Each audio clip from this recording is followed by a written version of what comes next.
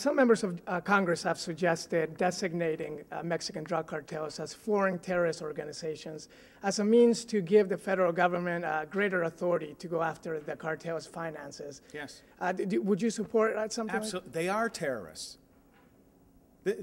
Literally 35,000 people have been brutally murdered in Mexico.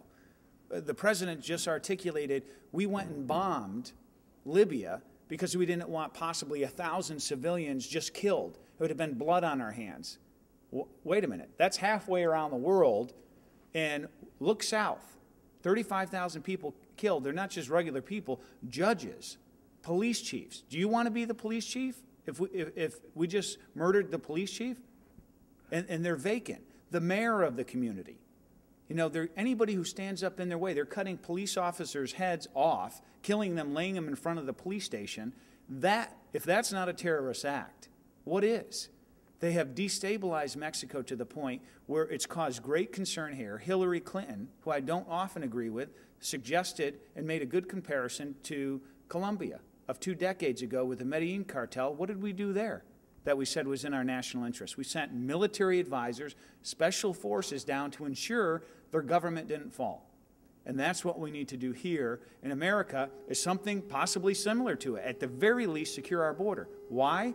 Mexico is not our enemy. The leaders of Mexico are not our enemy. The citizens, the people of Mexico are not our enemy. They're our neighbor to the south.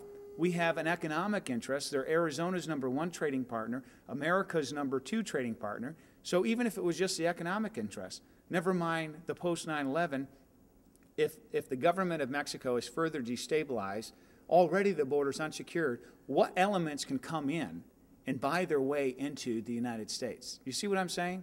You know, I don't know what added tools it gives the federal government when, in fact, again, and I'm no fan of the cartels. They're awful. They're causing incredible bloodshed. They are ruining the lives of families in my community who have families in Ciudad Juarez, the most dangerous city in the world.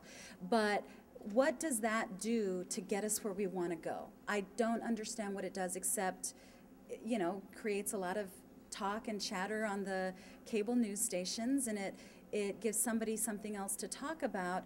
But I want to know, what are we going to do about Americans' insatiable appetite for those illegal drugs? Americans are fueling that war.